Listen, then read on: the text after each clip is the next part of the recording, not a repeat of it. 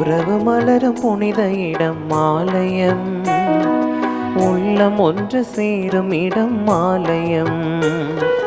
உறவு மலரும் புனித இடம் ஆலயம், உள்ளம் ஒன்று சேரும் இடம் ஆலயம். உணர்வு பெருகிட உயர்வு அடைந்திட உண்மை வழி செல்லும் வாழ்வும் ஆலயம். ஆலயம் ஆலயம் ஆலயம் ஆலயம். உறவு மலரும் புனித இடம் ஆலயம், உள்ளம் ஒன்று சேரும் இடம் ஆலயம். தந்தை மகன் தூய் ஆவியாரின் பெயராலே ஆமென். நம் ஆண்டவராகிய இயேசு கிறிஸ்துவின் அருளும் கடவுளின் அன்பும் தூய் ஆவியாரின் நட்புறவும் உங்கள் அனைவரோடும் இருப்பதாக. உம் ஆன்மாவோடும் இருப்பதாக. கிறிஸ்து இயேசுவுக்குள் பிரியமான அன்புமிக்க சகோதர சகோதரிகளை, பொது காலத்தினுடைய 18ஆம் ஞாயிறு திருப்பலியை நாம் இன்று சிறப்பித்துக் கொண்டிருக்கிறோம். அன்பிற்குரியவர்களே, தண்ணீரின் உயரம்தான் தாமரையின் உயரம் என்று சொல்வார்கள். எண்ணம் போல்தான் வாழ்க்கை.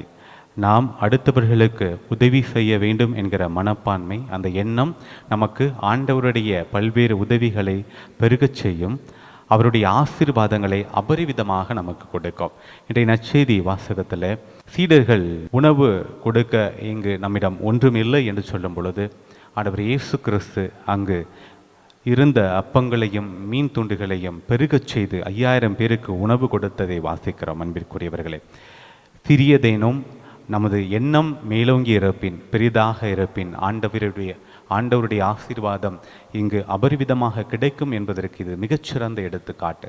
நாம் எப்படிப்பட்ட எண்ணத்தோடு வாழ்ந்து கொண்டிருக்கிறோம். நிறைய நேரங்களில் சமூகத்தில் உதவி செய்யணும் அப்படிங்கிற மனப்பான்மை இருப்பவர்களுக்கு எதுவும் இருப்பதில்லை.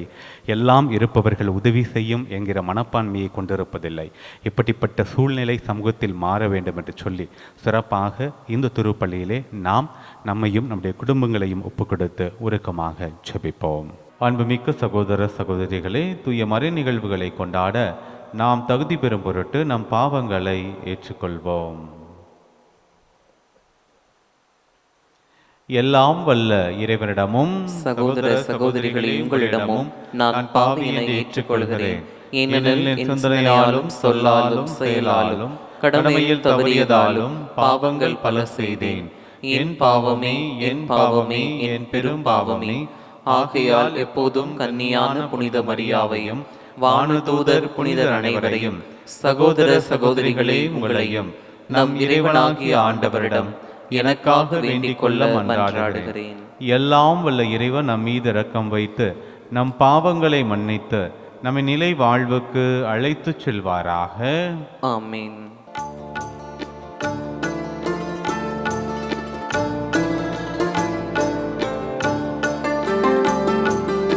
ஆண்டவரே இரக்கமாயிரும். ஆண்டவரே இரக்கமாயிரும். கிறிஸ்துவே இரக்கமாயிரும். கிறிஸ்துவே இரக்கமாயிரும். ஆண்டவரே இரக்கமாயிரும். ஆண்டவரே இரக்கமாயிரும்.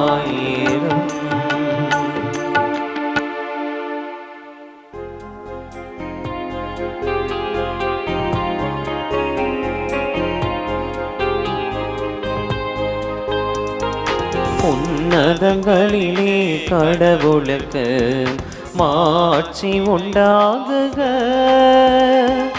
உலகினிலே நல் மனத்தோருக்கு அமைதியும் உண்டாகுக. புகழுகின்றோம் யாவும் மையே, வாழ்த்துகின்றோம் இறைவனே உமக்கு ஆராதனை புரிந்து உம்மை மாட்சிப்படுத்துகின்றோம் யாம். உமது மேலான மாட்சியின் பொருட்டு உமக்கு நன்றி கூறுகின்றோம். ஆண்டவராகிய இறைவனே, இணையில்லாத விண்ணரசே, ஆற்றல் அனைத்தும் கொண்ட இலங்கும் வல்ல தந்தை இறைவனே, ஒரே மகனாக உதித்த ஆண்டவர் இயேசு கிறிஸ்து இறைவனே, ஆண்டவராகிய இறைவனே, இறைவனின் திரு செம்மறியே, தந்தையினின்று இன்றென்றுமாக உதித்த இறைவன் மகனே நீர், உலகின் பாவம் போக்குபவரே நீர் எம் மீது இரங்குவீர். உலகின் பாவம் போக்குபவரே எங்கள் மன்றாட்டை ஏற்றருள்வீர். தந்தையின் வலப்பக்கம் வீற்றிருப்பவரே நீர் எம் மீது இரங்குவீர். ஏனெனில் இயேசு கிறிஸ்துவே நீர் ஒருவரே தூயவர், நீர் ஒருவரே ஆண்டவர், நீர் ஒருவரே உன்னதர். தூய ஆவியாரோடு தந்தை இறைவனை மாட்சியில் இருப்பவர் நீரே.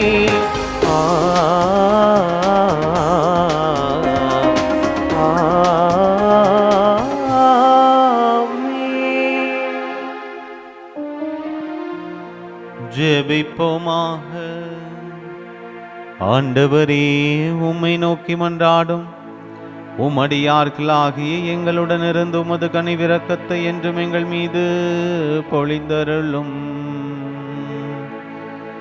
இவ்வாறு எங்களை படைத்து வழி நடத்துகிறவர் நீரே என பெருமை கொள்ளும் எங்களுக்காக நீர் படைத்தவற்றை புதுப்பித்தவற்றை பாதுகாத்து அருள்வீராக. உம்மோடு தூய ஆவியின் ஒன்றிப்பில் இறைவனாய் என்றென்றும் வாழ்ந்து ஆட்சி செய்கின்ற எங்கள் ஆண்டவராகிய இயேசு கிறிஸ்து வழியாக உம்மை மன்றாடுகின்றோம். ஆமென். முதல் வாசகம். விரைந்து வந்து உண்ணுங்கள். இறைவாக்கினர் எசையா நூலிலிருந்து வாசகம். அதிகாரம் 55, இறைவசனங்கள் 1-3 முடிய. இறைவன் கூறுவதாவது: தாகமாயிருப்பவர்களே, நீங்கள் அனைவரும் நீர்நிலைக்கு வாருங்கள். கையில் பணமில்லாதவர்களே, நீங்களும் வாருங்கள். தானியத்தை வாங்கி உண்ணுங்கள். வாருங்கள், காசு பணமின்றி திராட்சை ரசமும் பாலும் வாங்குங்கள். உணவாக இல்லாத ஒன்றிற்காக நீங்கள் ஏன் பணத்தை செலவிடுகிறீர்கள்? நிறைவு தராத ஒன்றிற்காக ஏன் உங்கள் உழைப்பை வீணாக்குகிறீர்கள்? எனக்கு கவனமாய் செவிகொடுங்கள். நல்லுணவை உண்ணுங்கள். கொழுத்ததை உண்டு மகிழுங்கள். எனக்கு செவிகொடுங்கள். என்னிடம் வாருங்கள், கேளுங்கள். அப்பொழுது நீங்கள் வாழ்வடைவீர்கள். நான் உங்களுடன் ஓர் என்றுமுள்ள உடன்படிக்கை செய்து கொள்வேன். தாவீதுக்கு நான் காட்டிய மாறாத பேரன்பை உங்களுக்கும் காட்டுவேன். ஆண்டவரின் அருள்வாக்கு. இறைவனுக்கு நன்றி. பதிலுரை பாடல். திருப்பாடல் 145 பல்லவி. ஆண்டவரே, எல்லா உயிரினங்களின் விருப்பத்தையும் நிறைவேற்றுகின்றீர்.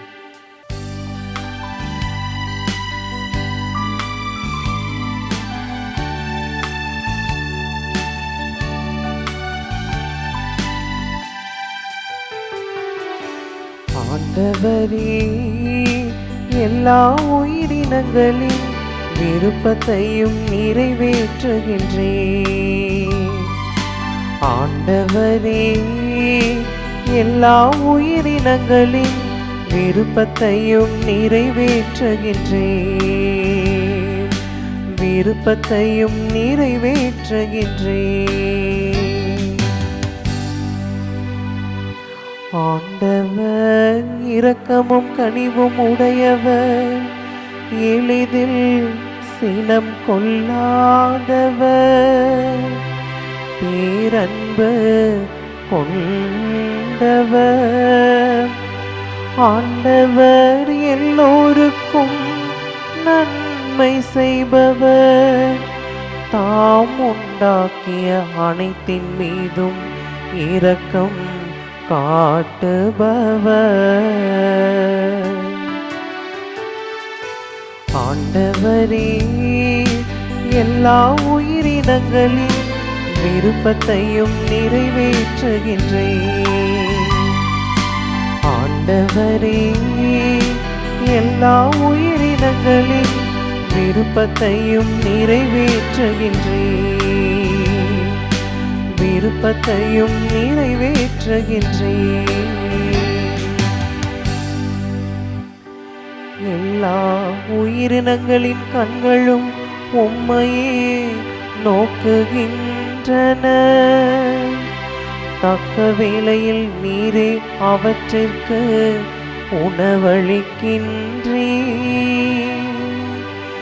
நீர் உமது கையை திறந்து எல்லா உயிரினங்களின் விருப்பத்தையும் நிறைவேற்றுகின்றீர்.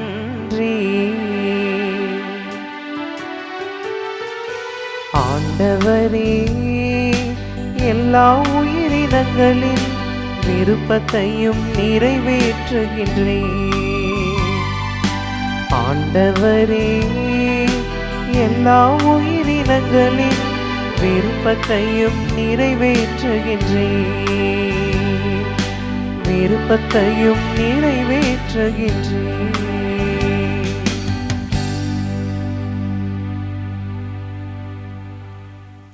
எந்த படைப்பு பொருளும் கிறிஸ்துவின் அன்பிலிருந்து நம்மை பிரிக்க முடியாது.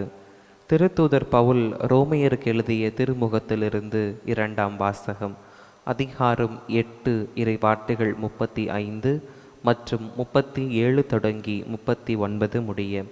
சகோதரர் சகோதரிகளே, கிறிஸ்துவின் அன்பிலிருந்து நம்மை பிரிக்கக்கூடியது எது? வேதனையா, நெருக்கடியா, இன்னலா, பட்டினியா, ஆடையின்மையா, இடரா, சாவா? இதுதான் நம்மை பிரிக்க முடியும். ஆயினும் நம்மேல் அன்பு கூர்ந்தவரின் செயலால் மேற்கூறியவை அனைத்திலும் நாம் வெற்றி மேல் வெற்றி அடைகிறோம். ஏனெனில் சாவோ, வாழ்வோ, வானதூதரோ, ஆட்சியாளரோ, நிகழ்வனவோ, வருவனவோ, வலிவை மிக்கவையோ, உன்னதத்தில் உள்ளவையவோ, ஆழத்தில் உள்ளவையோ, வேறெந்த படைப்போ நம் ஆண்டவர் இயேசு கிறிஸ்துவின் வழியாய் அருளப்பட்ட கடவுளின் அன்பிலிருந்து நம்மை பிரிக்கவே முடியாது என்பது என் உறுதியான நம்பிக்கை. ஆண்டவரின் அருள்வாக்கு. இறைவனுக்கு நன்றி.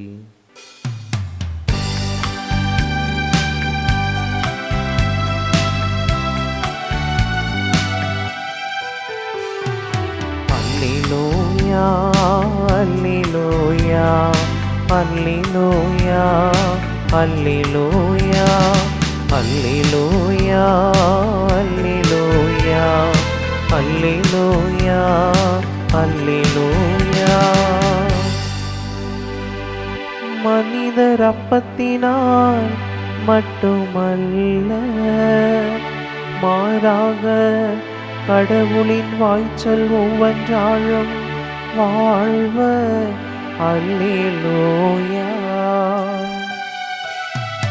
அல்லேலூயா, அல்லேலூயா, அல்லேலூயா, அல்லேலூயா. ஆண்டவர் உங்களோடு இருப்பாராக. உம் ஆன்மாவோடும் இருப்பாராக. புனித மத்தேயு எழுதிய நற்செய்தியிலிருந்து வாசகம். ஆண்டவரே, மாட்சி உமக்கே. மத்திய எழுதிய நற்செய்தி அதிகாரம் 14 இறைவசனங்கள் 13 21 வரை. அக்காலத்தில் இயேசு புறப்பட்டு படகில் ஏறி பாலை நிலத்தில் உள்ள தனிமையான ஒரு இடத்திற்கு சென்றார். இதை கேள்விப்பட்ட திரளான மக்கள் ஊர்களிலிருந்து கால்நடையாக அவரை பின்தொடர்ந்தனர். இயேசு அங்கு சென்றபோது பெருந்திரளான மக்களை கண்டு அவர்கள் மீது பரிவு கொண்டார். அவர்களிடையே உடல் நலமற்றிருந்தோரை குணமாக்கினார். மாலையான போது சீடர் அவரிடம் வந்து, இவ்விடம் பாலை நிலமாயிற்றே, நேரமும் ஆகிவிட்டது. ஊர்களுக்கு சென்று தங்களுக்கு தேவையான உணவு வாங்கி கொள்ள மக்கள் கூட்டத்தை அனுப்பிவிடும் என்றனர். இயேசு அவர்களிடம், அவர்கள் செல்ல வேண்டியதில்லை, நீங்களே அவர்களுக்கு உணவு கொடுங்கள் என்றார். ஆனால் அவர்கள் அவரை பார்த்து, எங்களிடம் இங்கே 5 அப்பங்களும் 2 மீன்களும் தவிர வேறு எதுவும் இல்லை என்றார்கள். அவர் அவற்றை என்னிடம் இங்கே கொண்டு வாருங்கள் என்றார். மக்களை புல்தரையில் அமருமாறு ஆணையிட்டார். அவர் அந்த 5 அப்பங்களையும் 2 மீன்களையும் எடுத்து வானத்தை அண்ணாந்து பார்த்து கடவுளை போற்றி அப்பங்களை பிட்டு சீடர்களிடம் கொடுத்தார். சீடர்களும் மக்களுக்கு கொடுத்தார்கள். அனைவரும் வயிறார உண்டனர். எஞ்சிய துண்டுகளை 12 கூடைகள் நிறைய எடுத்தனர். பெண்களும் சிறு பிள்ளைகளும் நீங்களாக உணவு உண்ட ஆண்களின் தொகை ஏறத்தாழ 5000. ஆண்டவரின் அருள் வாக்கு. கிறிஸ்துவே உமக்கு புகழ். கிறிஸ்து இயேசுவில் என் அன்பிற்கும் பாசத்திற்கும் இனிய அன்பான இறை மக்களே, ஆராதனை வலையொலியின் அன்பு நேயர்களே, பொதுக்காலத்தினுடைய 18வது ஞாயிறை நன்றி பெருக்கோடு திருப்பலியில் பங்கெடுத்து ஜெபிக்கிற நம்மை இறைவன் ஆசிரால், அருளால், வரங்களால், நலன்களால் நிரப்புவதோடு இறை வார்த்தை என்கிற அதிசயமான பொக்கிஷத்தை நம் ஒவ்வொருவருக்கும் பரிசாய் தருகிறார். இன்றைக்கு வாசிக்கப்பட்ட இந்த நற்செய்தி பகுதியானது அனைத்து நற்செய்திகளுமே ஒரு சேர சொல்லுகிற ஒரு பகுதி. நமக்கு 4 நற்செய்தி பகுதிகள் இருக்குது இல்லையா? மத்தேயு, மார்க்கு, லூக்கா, யோவான் என்று 4 நற்செய்தி பகுதிகள் இருந்தாலும் நாம் வாசிக்கிற மத்தேயு நற்செய்தியினுடைய பகுதியானது மார்க்கில் இருக்கணும்னு எதிர்பார்க்க முடியாது. மார்க்கில் இருக்கிறது யோவான்ல இருக்கணும் அப்படின்னு எதிர்பார்க்க முடியாது. ஏனென்றால் இந்த நற்செய்தியாளர்கள் எல்லாருமே வெவ்வேறு காலகட்டங்களில் வெவ்வேறு இடங்களில் இருந்து எழுதினார்கள். அவர்களுடைய இயேசு அனுபவம் ஒன்றாக இருந்தது. அவர்கள் எழுதிய நேரங்கள் சற்று மாத கணக்கில், ஆண்டு கணக்கில் சற்று வித்தியாசப்பட்டு இருந்தது. அதே நேரத்தில் அவர்கள் இயேசுவை பற்றி எழுதுகிற அந்த நற்செய்தியானது யாருக்கு எழுதுகிறார்களோ அவர்களை பொறுத்து சற்று மாறுபட்டிருந்தது. ஆனால் அதனுடைய அடிநாதம் ஒன்றாக இருந்தாலும் கூட அதனுடைய சொல் வடிவத்தில், சொல்லுகின்ற விதத்தில் சற்று வேறுபாடுகள், வித்தியாசம் இருக்கிறது என்பது உண்மை. அப்படி இப்ப லூக்கா நற்செய்தியில பார்க்கிற ஓமைகளை நம்ம யோவான் நற்செய்தியில பார்க்க முடியாது. லூக்கா நற்செய்தி சொல்லுகிறது போல இயேசுடைய அந்த அறிவிப்பு செய்தி, பிறப்பு செய்தி, திருமுழுக்கு செய்தி அப்படின்றதெல்லாம் யோவான் நற்செய்தியில இருக்காது. அதனால யோவானுக்கு இதெல்லாம் தெரியாது அப்படின்னு அல்ல. அவர் யாருக்கு எழுதுறாரோ அந்த மக்களுக்கு அது தெரிந்திருந்திருக்கலாம். அல்லது இதை சொல்வதை காட்டிலும் வேறொரு பகுதியை இயேசுடைய வாழ்க்கையிலிருந்து சொன்னால் நன்றாக இருக்குமே என்று அந்த நற்செய்தியாளர்கள் நாள்தோறுமே இறை தூண்டுதலோடு எழுதிய பகுதியாக இருந்தாலும் வேறுபாடுகளும் சற்று வித்தியாசங்களும் இருக்கத்தான் செய்கிறது. அது யதார்த்தம். அதுதான் விவிலியத்தினுடைய மகிமை, சிறப்பு என்று கூட சொல்லலாம். இப்படி வேறுபட்டிருக்கிற இந்த விவிலியத்தில் ஒரு சில பகுதிகள் தான் எல்லா இடங்களிலும் நீக்கமர நிறைந்திருக்கும். நால்வருமே ஒரே போல ஒரு செய்தியை சொல்கிறார்கள் என்றால் அது 2 செய்தி தான் மொத்தத்திலேயே நற்செய்தியில் இருக்கிறது. ஒன்று இயேசுடைய உயிர்ப்பு செய்தி. நால்வருமே சொல்லுகிறார்கள், அது ஒரே விதத்தில் அமைந்திருக்கிறது. அதற்கு அடுத்தாற் போல இந்த நால்வருமே சொல்லுகிற ஒரு பகுதியாக நாம் பார்ப்பது இயேசு ஆண்டவர் அப்பத்தையும் மீனையும் பழுக செய்த இந்த புதுமைதான். அது அப்பத்தினுடைய எண்ணிக்கையில, மீனுடைய எண்ணிக்கையில, அந்த சாப்பிட்டவருடைய எண்ணிக்கையில கொஞ்சம் வித்தியாச வேறுபாடுகள் இருந்தாலும் கூட இது நடந்தது என்பது உண்மையாகிறது. அப்போ உணவை பகிர்ந்து கொடுத்த பிறகுதான் இயேசுக்கு பிரச்சனையே ஆரம்பிச்சது. என்ன அப்படின்னா, அந்த நாட்கள்ல உணவு என்பது ஒரு அரிதான ஒரு பொருளாகத்தான் இருந்தது. ஒரு பஞ்சமான ஒரு பகுதி. பாலஸ்தீனம், இஸ்ரேல் என்பதெல்லாம் வளம் பொழிக்கக்கூடிய ஒரு பகுதி அல்ல. பாலும் தேனும் பொழிய அந்த கானான் தேசம் அப்படின்னு சொல்றாங்களே, அதெல்லாம் யூரோப் போலவோ, அமெரிக்கா போலவோ, கனடா போலவோ, ஆஸ்திரேலியா போலவோ ஒரு பொலிவான அல்லது ஒரு ஒரு பொருள் செறிந்த அல்லது மண் வளம் நிறைந்த ஒரு பகுதிகள் அல்ல. இங்கே கிடைக்கிற உணவைத்தான் உண்ணுகிற பொழுது ஒருவேளை இருவேளை உணவு தான் கிடைத்தது. ஆனால் இயேசு இவ்வளோ பெரிய பேருக்கு இந்த உணவை பெருகி கொடுத்த அல்லது பழுகி கொடுத்த அந்த காரியம் மக்களுடைய மனதில் ஒரு நீங்காத ஒரு அடையாளத்தை, ஒரு ஆழமான ஒரு இயேசுடைய பெயரை பதிய செய்தது.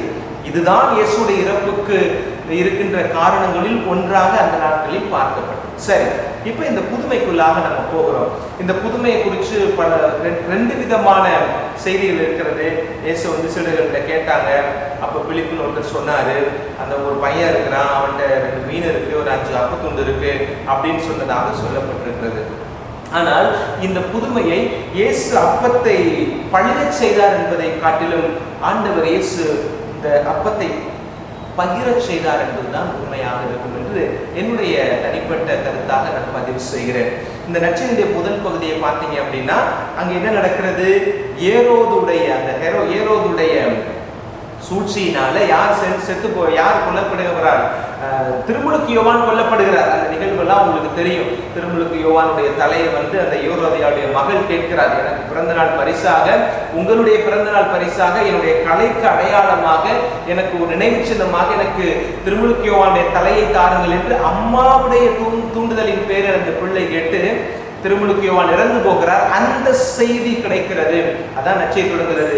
அந்த செய்தி தன்னுடைய காதுகளில் விழுந்த உடனே, அதை கேட்டவுடன் அவர் கலங்குகிறார். இருந்தாலும் கூட தன்னுடைய உறவினருக்கு, ஒரு விதத்தில் அவர் வந்து ஒரு உறவினர் தான், தான் நேசித்த, தன்னுடைய வழியை செம்மைப்படுத்திய, தனக்காக தன்னுடைய வாழ்க்கையை அர்ப்பணித்த திருமுழுக்கு யோவானுடைய இறப்பை கண்டு அவர் முழுவதுமாக சோர்ந்து போய்விடாமல், இறப்பு என்பது வாழ்க்கையினுடைய ஒரு அங்கம், பிறப்பில் வைத்திருக்கிற நம்ம எல்லோருக்கும் இறப்பில் நிறைவு இருக்கிறது என்பதை இயேசு உணர்ந்தவராக அந்த இறப்பு செய்தியை கேட்டு சற்று மனம் கலங்கினாலும் கூட அடுத்தபடியாக தன்னுடைய நிகழ்வுகளை, தன்னுடைய செயல்பாடுகளை முன்னெடுக்கிறார்.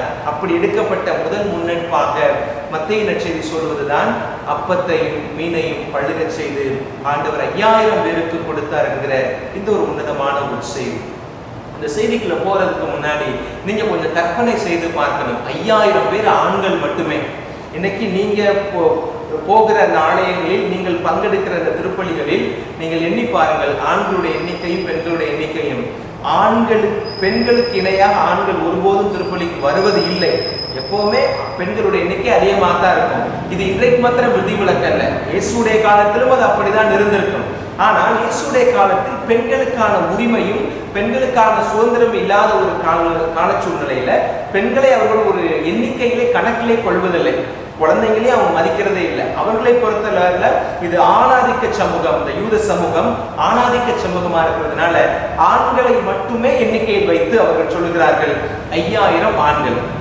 இது ஆணாதிக்க சமூகம் அல்லது பெண்ணாதிக்க சமூகம் அப்படின்றத நம்ம பார்த்ததை காட்டிலும் என்னுடைய நோக்கம் என்ன, எதற்காக இதை நான் சொல்றேன் அப்படின்னா, ஆம்பளையாளுக்கு ஒரு 5000 பேர் வச்சுக்கோங்களேன், பொம்பளையாளுக்கு கட்டாயம் ஒரு 10,000 பேர் குறையாம இருந்திருப்பாங்க. அங்க இருக்கிற பெண்களில் ஒரு சில பேராவது அந்த பிள்ளைகளை கூட்டி வந்திருந்தால் குழந்தைய ஒரு 2000 குழந்தைகளாவது அந்த இடத்துல இருந்திருக்கணும். ஒரு பெரிய எண்ணிக்கையை நம்ம பார்க்கிறோம்னா அப்படிதான் நம்ம கணக்கிட முடியும். அப்போ ஒரு இடத்துல ஒரு 15,000 பேர் கூடி இருக்க ஒரு இடத்துல ஒற்றை மனிதராக இயேசு ஆண்டவர் பேசுகிறார். அவர் கடவுள் தன்மையில் நிறைந்தவர், மனித தன்மையில் நிறைந்தவர். மனிதத்தினுடைய முழுமையையும் வெளிப்படுத்தி அவர் பிரசங்க வைத்திருந்தாலும் கூட எப்படி 15,000 பேருக்கு அவருடைய செய்தி போய் சேர்ந்திருக்கும். இன்னைக்கெல்லாம் நீங்க ஆலயத்திற்கு போகிற பொழுது ஒளிப்பெருக்கி இருக்கிறது, உங்களுக்கு ஒரு சவுண்ட் சிஸ்டம் இருக்குது, அப்புறம் அதுலயே பார்த்தீங்கன்னா இன்னைக்கு அட்வான்ஸ் சிஸ்டம்லாம் வந்துருச்சு. இப்படியெல்லாம் நமக்கு ஆடியோ சிஸ்டம் வச்சிருந்த போதும் கூட நம்முடைய மறையுறையெல்லாம் மக்களை எவ்வளவு தூரம் போய் சேர்கிறது அப்படின்றது பெரிய ஒரு கேள்விக்குறிதான். அப்படி சவுண்ட் சிஸ்டம் இருந்தாலும் கூட மக்களை சொல்லுவாங்க, சாமி இன்னைக்கு சத்தம் ஒழுங்கா கேட்கல அப்படின்லாம் சொல்லுவாங்க. நீங்களே கேட்டிருப்பீங்க, ஸ்பீக்கர் பேஸ் கொஞ்சம் கூட இருக்குது, கொஞ்சம் ட்ரிபிளா கூட்டுங்க சாமி, அப்பதான் நல்லா இருக்கும். உங்க வாய்ஸுக்கு கொஞ்சம் மைக்கு பக்கத்துல வாங்க, உங்க வாய்ஸுக்கு இன்னும் கொஞ்சம் நீங்க பின்னாடி போய் நின்று பேசணும், இந்த இடத்துல கொஞ்சம் சத்தமா பேசணும் அப்படின்னு 1008 வாக்கனைகளை நம்ம சொல்லுவது உண்டு.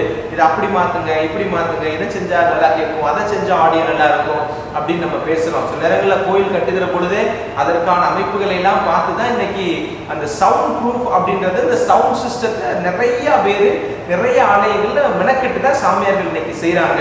அப்படி இருந்தாலுமே நம்ம நொட்ட சொல்லுவோம் சில நேரங்கள்ல, என்னுடைய கேள்வி என்ன அப்படின்னா, அப்ப அன்றைக்கு ஒரு 15,000 20,000 பேர் கூடியிருக்கிற அந்த இடத்துல ஒரு மனிதர் ஒலிபெருக்கி எதுவும் இல்லாமல், நவீன வசதிகள் எதுவுமே இல்லாமல் அவர் பேசுகிறார். அதுவே பெரிய அதிசயம் தான். ஒருவேளை நீங்க இப்படி கூட எடுத்துக்கொள்ளலாம், என்னது, அவர் கடவுளுடைய மனிதராயிற்று, அவர் கடவுள் தன்மை கொண்டவராயிற்று, அதனால அவரால் பேச முடியும், ஒலிபெருக்கி இல்லாமல் கூட அந்த 20,000 பேரை போய் சேர்ந்திருக்க முடியும் அப்படின்னு நீங்க நினைக்கலாம். ஆனால் நான் அந்த மக்களைத்தான் நான் பார்க்கிறேன். அந்த மக்கள் அந்த ஒரு நாள் முழுவதும் உட்கார்ந்து இருக்கிறார்கள். காலையிலிருந்து மாலை வரை அவர் சொல்வதை கேட்கிறார்கள் என்று சொன்னால் ஊர்ல சொல்லுவாங்க பின் டிராப் சைலன்ஸ் அப்படின்னு. அதை அன்னைக்கு அவர்கள் கீழ்ப்படிந்து அதை கடைபிடித்திருக்கிறார்கள். அந்த ஒரு பின் டிராப் சைலன்ட் இருக்கிறதுனால தான் இயேசுடைய வார்த்தை ஒலிபெருக்கே இல்லாத போதும் கூட அவர்களை போய் சேர்ந்திருக்க கூடும் என்று நான் நம்புகிறேன். அந்த அளவுக்கு வார்த்தையை கேட்பதில் அவர்கள் காட்டிய வாஞ்சை, வார்த்தையை கேட்பதில் உள்வாங்குவதில் அவர்கள் கொண்டிருந்த ஏக்கமும் அவர்கள் கொண்டிருந்த ஆசையும் தான் அத்துணை பேருக்கு கடவுளுடைய வார்த்தை போவதற்கு மிகப்பெரிய ஒரு ஒரு ஒரு ஊடகமாக அமைந்திருக்கும் என்று நினைக்கிறேன். அன்றைக்கு இயேசுடைய செய்தி ஒருவரிடமிருந்து முதல் நிலையில் இருக்கிறவரிடமிருந்து கடைநிலைக்கு கொள்வதற்கு அவர்களும் பெற்றுக்கொள்வதற்கு காரணமாக இருந்தது ஒரே ஒரு ஊடகம் தான், அது சைலன்ஸ், அமைதி என்கிற ஊடகம். அமைதியாக கடவுள் சொல்வதை, இயேசு ஆண்டவர் சொல்வதை கேட்டுக்கொண்டிருந்தார்கள். இது எதை காட்டுகிறது என்றால் அந்த மக்களிடம் இருந்த ஆன்மீக பசியை காட்டுகிறது. இந்த ஆன்மீக பசி மேலெடுக்கிற பொழுதுதான் உடல் பசி தன்னாலே உள்ள போயிடும். எப்படி இந்த ஆன்மீக பசி நமக்கு அளவுக்கு அதிகமாக வருகிற பொழுது, ஆன்மீகத்திற்கான அந்த தேடல் அதிகமாகிற பொழுது உடலுக்கான தேடல் கண்ணறியாமல் அது குறைந்து போய்விடும். அதுதான் ஆன்மீகவாதிகளுக்கு, உண்மையான ஆன்மீகவாதிகள்கிட்ட நம்ம பார்க்கிறோம். நம்ம இந்தியாவில், நம்ம இந்திய மண்ணானது சமயங்களுக்கும் வழிபாடுகளுக்கும் பெயர் போன ஒரு மண்ணாக இருக்கிறது இல்லையா? நம்பிக்கைக்கு பெயர் போன மண். இமயமலை பகுதிகளெல்லாம் சொல்றாங்க இல்லையா, அங்க இருக்கிற சுவாமிகள் எல்லாம் மாத கணக்கா சாப்பிட்றது இல்லை, வருஷ கணக்கா சாப்பிட்றது இல்லை, அவர்கள் எல்லாம் தண்ணி கூட குடிக்கிறது இல்லை, காற்றை சுவாசித்துக் கொண்டே வாழ்கிறார்கள். அதெல்லாம் எப்படி சாத்தியமாகிறது? அதெல்லாம் எப்படி சாத்தியமாகிறது அப்படின்னா அவர்களுடைய ஆன்மீக பசி அதிகமாக இருக்கிறதுனால உடலுக்கான பசி அவர்களிடமிருந்து அவர்களை அறியாமலே தன்னை விட்டு போய்விடுகிறது. அதற்கான முக்கியத்துவத்தை அவர்கள் கொடுப்பது இல்லை. எப்பவுமே எனக்கு ஒரு தேவை இருக்குதுன்னு வச்சுக்கோங்களேன், அது தேவை இருக்குதுன்னு நான் நினைக்கிற பொழுதுதான் அது எனக்கு தேவையாவே படும். சில நேரங்கள் நான் சொல்றது உண்மையா தெரியும். பாருங்களேன், 12 மணிக்கு நீங்க வழக்கமா 12 மணிக்கு சாப்பிடக்கூடியவளா இருக்கிறீங்கன்னு வச்சுக்கோங்களேன், நீங்க சாப்பிடணும்னு நினைக்காம உங்க உடம்பு சாப்பாடத்தான்னு சொல்லி கேட்காது. அப்போ காலையில் 6 மணி 8 மணிக்கு சாப்பிடணும் அப்படின்னு நம்ம ஒரு இடம் வச்சிருக்கிறோம்.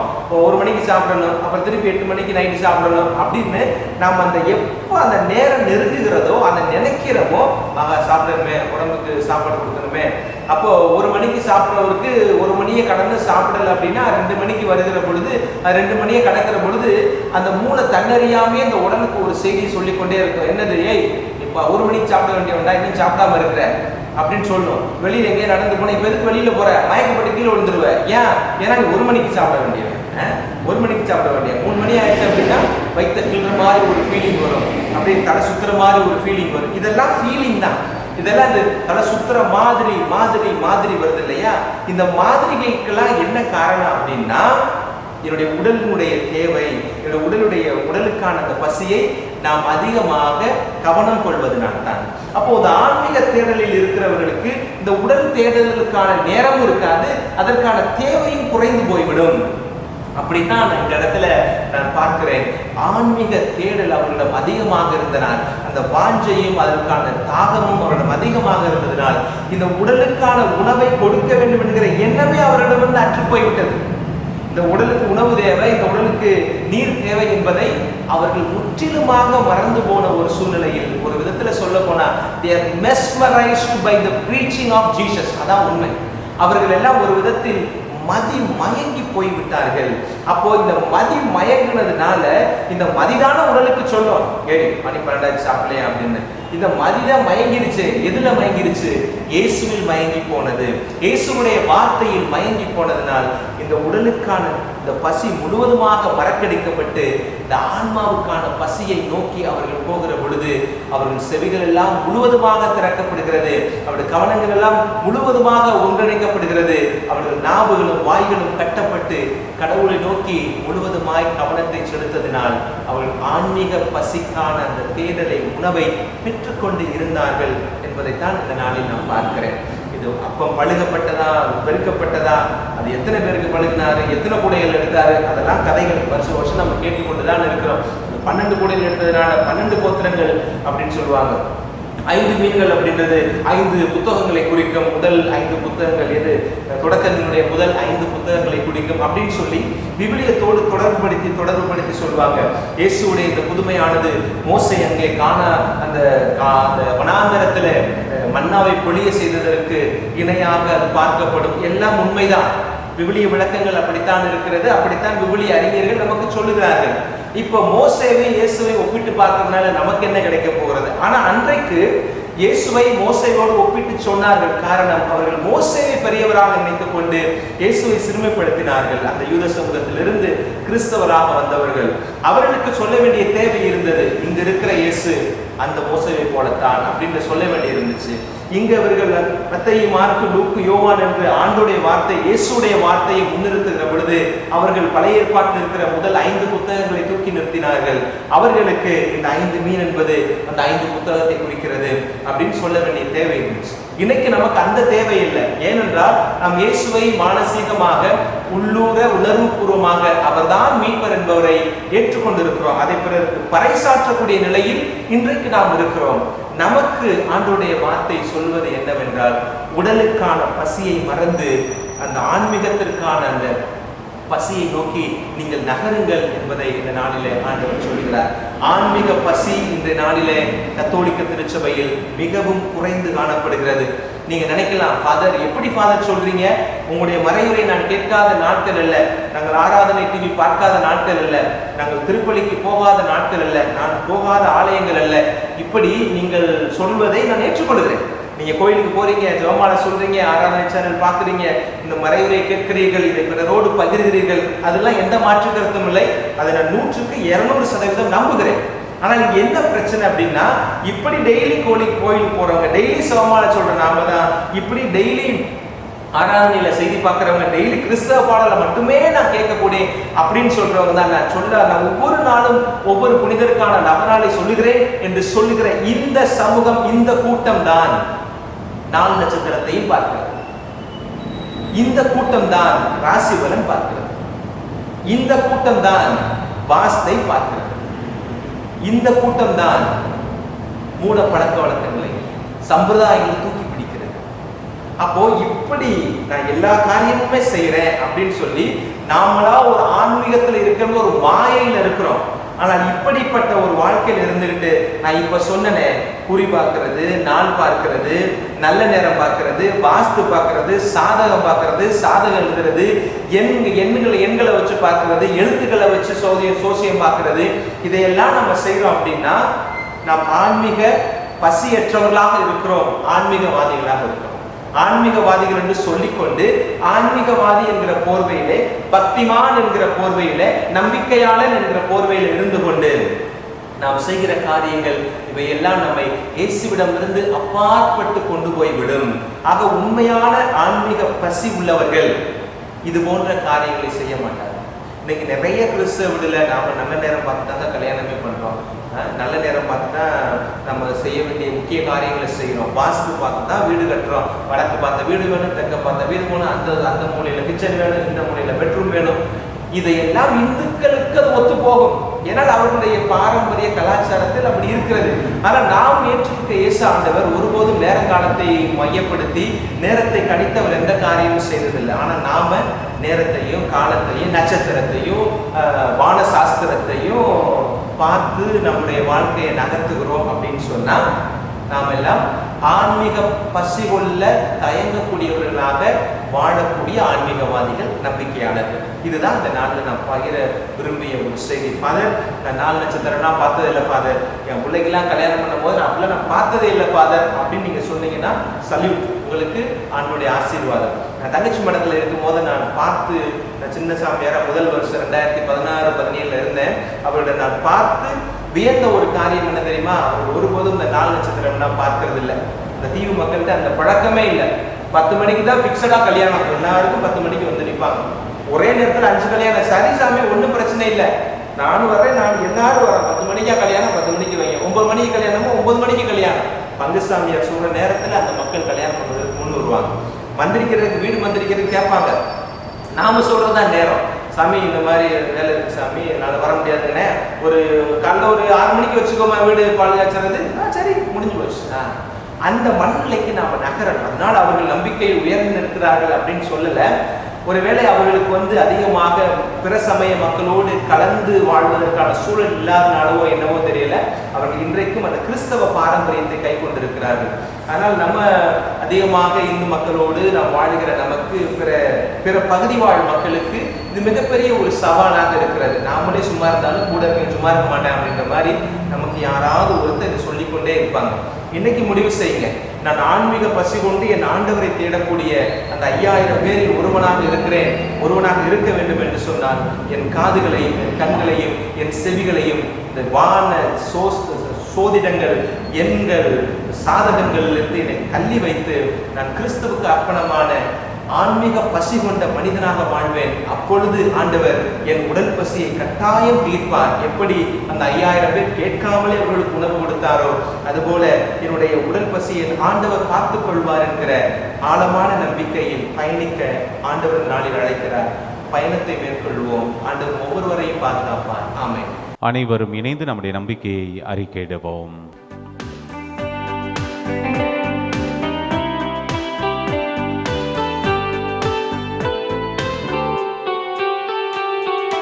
விண்ணையும் மண்ணையும் படைத்தவரா கடவுள் ஒருவர் இருக்கின்றார். தந்தை மகன் தூய ஆவியராய் ஒன்றாய் வாழ்வோரை நம்புகிறேன். தூய ஆவியின் வல்லமையால் இறை மகன் நமக்காய் மனிதரானார். கன்னி மரியிடம் பிறந்தவராம் இயேசுவை உறுதியாய் நம்புகிறேன். பிலாத்துவின் ஆட்சியில் பாடுபட்டார், சிலுவையில் இறந்து அடக்கப்பட்டார். 3ஆம் நாளில் உயிர்த்தெழுந்தார், இறப்பின் மீதே வெற்றி கொண்டார். விண்ணகம் வாழும் தந்தையிடம் அரியணை கொண்டு இருக்கின்றார். உலகம் முடியும் காலத்திலே நடுவராய் திரும்பவும் வந்திடுவார். தூய ஆவியாரை நம்புகிறேன், பாரினில் அவர் துணை வேண்டுகிறேன். பாவ மன்னிப்பில் தூய்மை பெற்று பரிகார வாழ்வில் நிலைத்திடுவேன். திரு அவை உரைப்பதை நம்புகிறேன், புனிதர்கள் உறவை நம்புகிறேன். உடலின் உயிர்ப்பை நிலை வாழ்வை உறுதியுடனே நம்புகிறேன். ஆ ஆ ஆ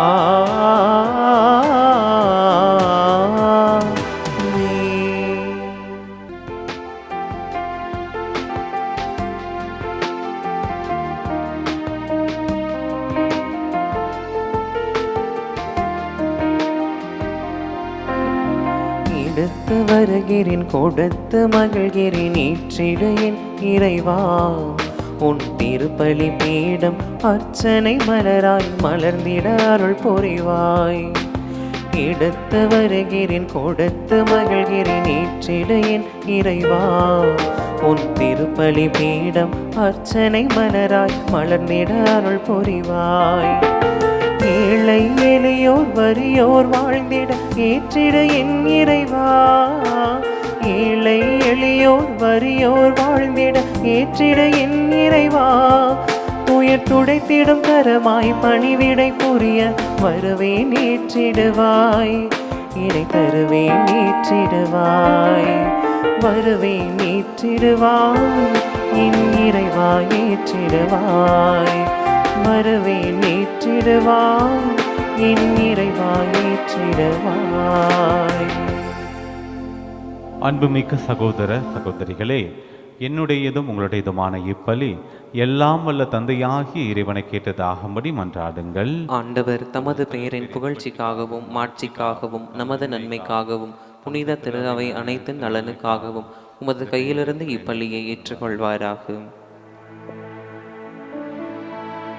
ஆண்டவரே, காணிக்கைகளை கனிவுடன் புனிதப்படுத்தியருள உம்மை வேண்டுகின்றோம். இந்த ஆன்மீக பலியின் காணிக்கையை ஏற்று எங்களை உமக்கு நிலையான கொடையாக மாற்றுவீராக.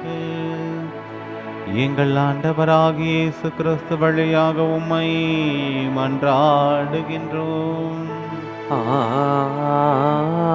ஆமென். ஆண்டவர் உங்களோடு இருப்பாராக. உம் ஆன்மாவோடும் இருப்பாராக. இது எங்களை மேலே எழுப்புங்கள். ஆண்டவரிடம் எழுப்பியுள்ளோம். நம் இறைவனாகிய ஆண்டவருக்கு நன்றி கூறுவோம்.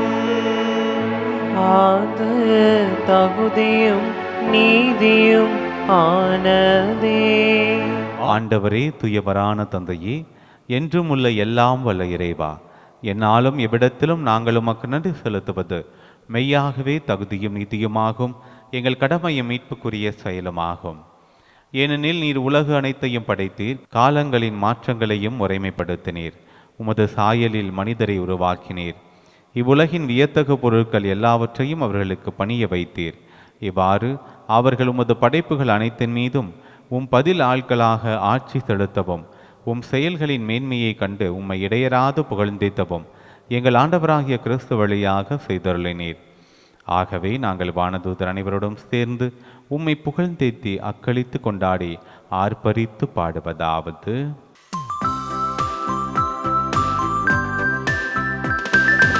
தூயவர் தூயவர் தூயவர் வான்படைகளின் கடவுளாம் ஆண்டவர். விண்ணகமும் மன்னகமும் உமது மாட்சியால் நிறைந்துள்ளன. உன்னதங்களிலே ஓசன்னா, உன்னதங்களிலே ஓசன்னா. ஆண்டவர் பெயரால் வருகிறவர் ஆசி பெற்றவர். உன்னதங்களிலே ஓசன்னா, உன்னதங்களிலே ஓசன்னா.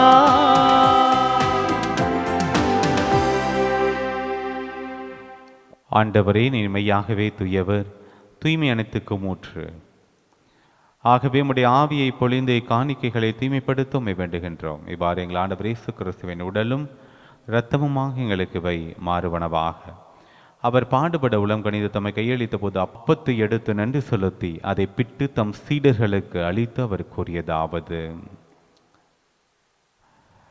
அனைவரும் இதிலிருந்து பெற்று உண்ணுங்கள், ஏனெனில் இது உங்களுக்காக கையளிக்கப்படும் என் உடல்.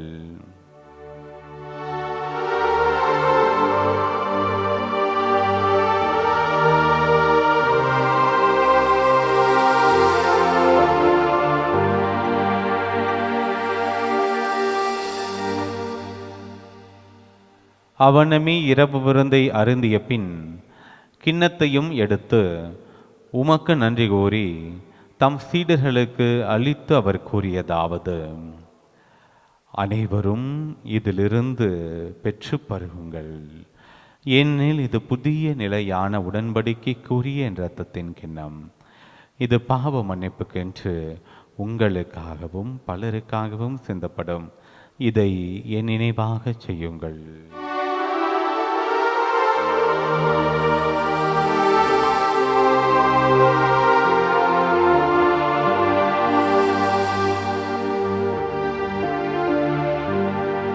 நம்பிக்கையின் மறைபொருள்.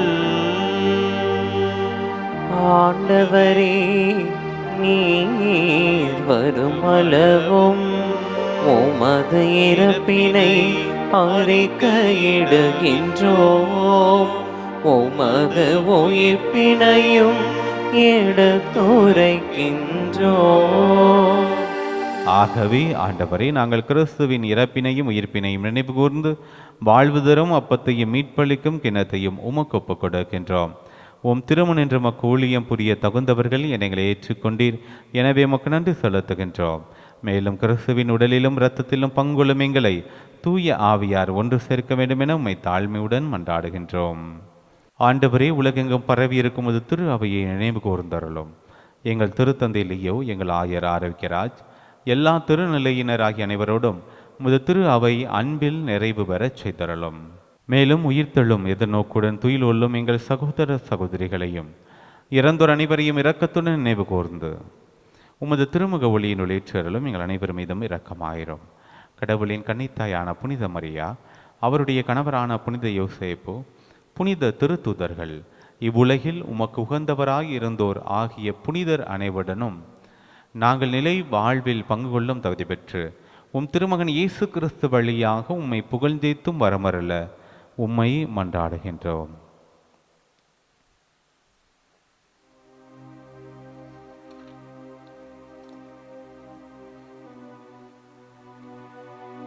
இவர் வழியாக இவரோடு இவரில் எல்லாம் வல்ல இறைவனாகிய தந்தையே, தூய ஆவியாரின் ஒன்றிப்பில் எல்லா புகழும் மாட்சியும் என்றென்றும் உமக்கு உரியதே. ஆமென், ஆமென், ஆமென்.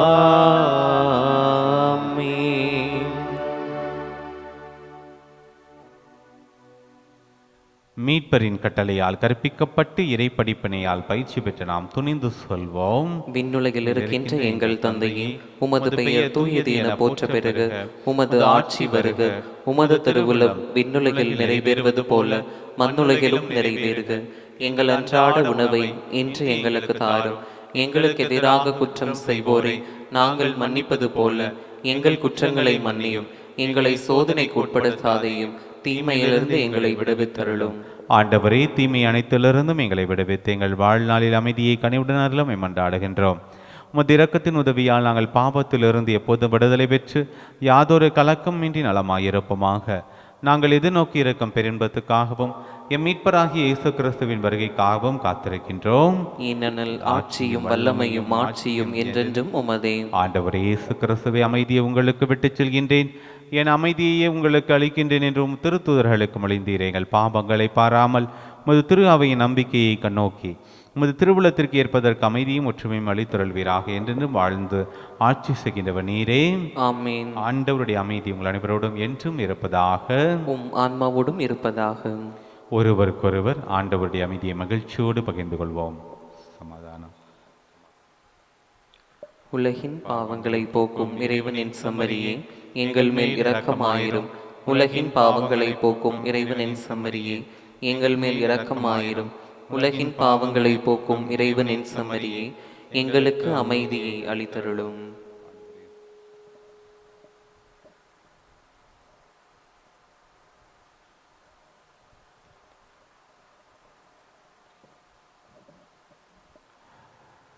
இதோ இறைவனின் செம்மறி, இவரை உலகின் பாவங்களை போக்குபவர். செம்மறியின் விருந்துக்கு அழைக்க பெற்றோர் பேறு பெற்றோர். ஆண்டவரே, நீரு நிலத்தில் எழுந்தருள நான் தகுதியற்றவன். ஆனால் ஒரு வார்த்தை மட்டும் சொல்லி அருளும், எனது ஆன்மா நலமடையும். கிறிஸ்துவின் தொழிலும் திறத்துமை காத்துமிக்க வாழ்வளிப்பதா. ஆசை திருவிருந்துக்கான மன்றாட்டு. ஆண்டவரே, நீர் என் இல்லத்தில் எழுந்தருள நான் தகுதியற்றவள், ஆனால் ஒரு வார்த்தை மட்டும் சொல்லியருளும் என்று நூற்றுவர் தலைவன் ஜெபித்தது போல நாங்களும் இப்போது உம் திருப்பாதம் பணிந்து வேண்டுகிறோம். இனிய இயேசுவே, நாங்கள் தகுதியற்றவர்களாய் இருந்தாலும் எங்கள் தகுதியின்மையை பாராமல் நீர் எங்கள் உள்ளங்களில் எழுந்து வாரும்.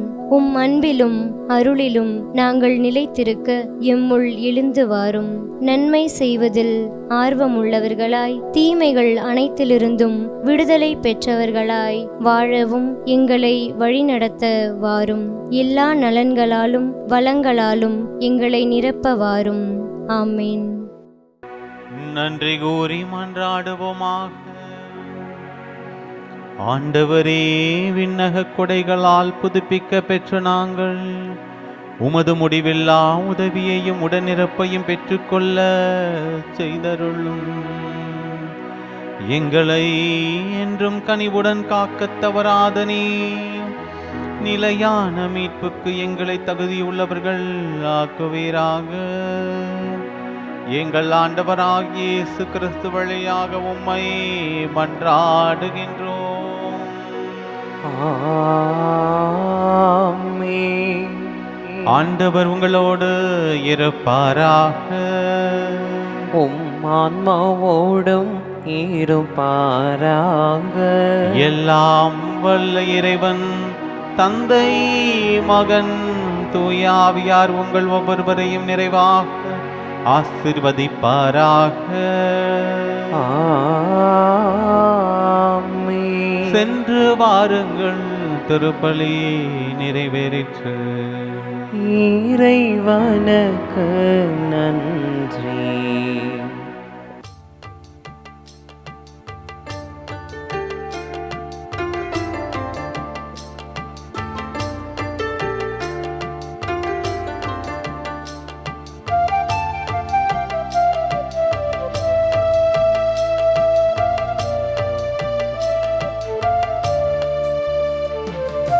மாறாழகே தாய்மரி, குறையான்பே நீ முழுமதி. மாறாழகே தாய்மரி, குறையான்பே நீ முழுமதி. உள்ளம் உன்னை தேடி வந்ததே, உன்னை கண்டு அன்பில் துள்ளதே. உள்ளம் உன்னை தேடி வந்ததே, உன்னை கண்டு அன்பில் துள்ளதே. விழிகளிலே பாழ்நிலா, தினம்தோறும் திருவிழா. மாறாழகே தாய்மரி, குறையா அன்பே நீ முழுமதி. தந்தை, மகன், தூய ஆவியின் பெயராலே ஆமீன்.